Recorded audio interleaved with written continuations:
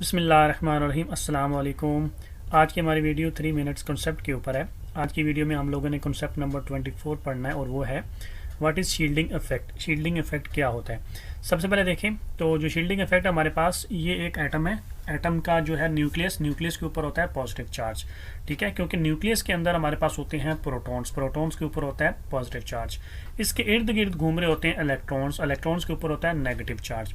तो अभी आपने गौर से देखना है, ये जो न्यूक्लियस है ये होल्ड करता है, ये अट्रैक्ट करता है इन सब इलेक्ट्रॉन्स को अपनी तरफ, होल्ड रखता है इनके ऊपर, ठीक है, क्योंकि ये मेन चीज़ होती है यहाँ पे। अभी इसने क्या करना है, ये आखिरी जो शेल है हमारे पास, इसका जो आखिरी इलेक्ट्रॉन नज़र आ रहा है आपको यहाँ पे, जिसको वैलेंस इलेक्ट्रॉन बोलते हैं, इसको भी न्यूक्लियस क्या कर रहा है, अपनी तरफ अट्रैक्ट कर रहा है, ठीक है। तो न्यूक्लियस के ऊपर है प्लस चार्ज, इसके ऊपर है नेगेटिव चार्ज। तो ये न्यूक्लियस क्या करेगा, इसको भी अपनी तरफ क्या करेगा, अट्रैक्ट करेगा, क्योंकि ये मेन है, ठीक है, ये हेडक्वार्टर है बेसिकली एक एटम का। तो हेडक्वार्टर की कोशिश होती है कि उसके जितने भी मैन पावर है, उसकी जितनी भी चीज़ें बाहर हैं, उनको होल्ड करके रखे। तो इसको इसने क्या किया हुआ, होल्ड किया हुआ, फोर्स ऑफ अट्रैक्शन लगाई हुई है। लेकिन अब ये जो इलेक्ट्रॉन्स दरमियान में खड़े हैं, ये इलेक्ट्रॉन्स के ऊपर चार्ज है नेगेटिव। तो ये नेगेटिव चार्ज होने की वजह से ये इलेक्ट्रॉन खुद तो न्यूक्लियस की तरफ अट्रैक्ट होंगे, लेकिन इसको क्या करेंगे, अपने से दूर फेंकेंगे, ठीक है, क्योंकि इनके ऊपर है नेगेटिव चार्ज, इसके ऊपर क्या है नेगेटिव चार्ज। तो ये क्या करेंगे, ये इलेक्ट्रॉन क्या करेंगे, इस वाले इलेक्ट्रॉन को अपने से दूर करेंगे, ठीक है, न्यूक्लियस से अपोजिट डायरेक्शन में भेजेंगे।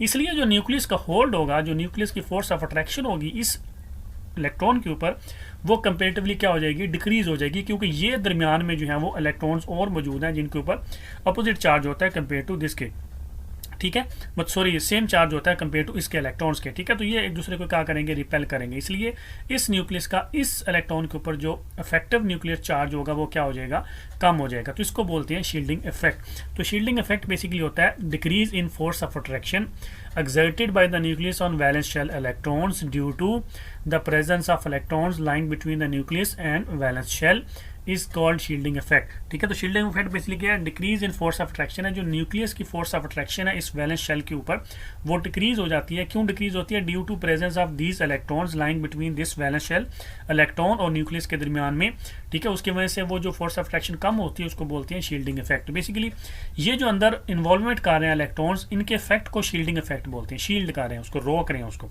ठीक हो गया, जिसको बोलते हैं शील्डिंग इफेक्ट बोलते हैं इसको।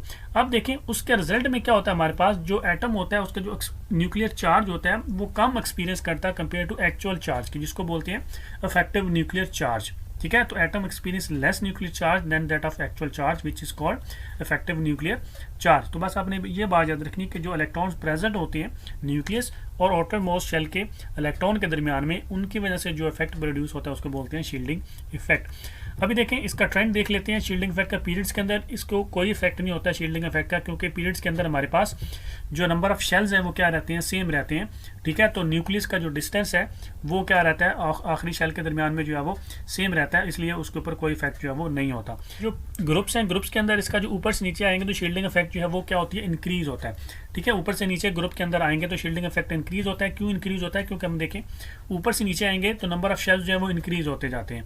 हर ग्रुप का जो शेल है वो जो है वो एड अप होता जाता है। जैसे नीचे आएंगे ग्रुप के अंदर, ऊपर से नीचे आएंगे तो एक नंबर ऑफ शेल जो हमारा इंक्रीज होता जाता है। तो नंबर ऑफ शेल इंक्रीज होने की वजह से क्या होता है कि नंबर ऑफ इलेक्ट्रॉन जो है प्रेजेंट बिटवीन न्यूक्लियस और आउटरमोस्ट शेल के दरमियान में जो है वो इंक्रीज हो गए, इसलिए उनका शील्डिंग इफेक्ट जो है वो ज़्यादा हो जाता है, ठीक है। तो ये बस 3-4 चीज़ें जो आपने इसके अंदर याद रखनी है।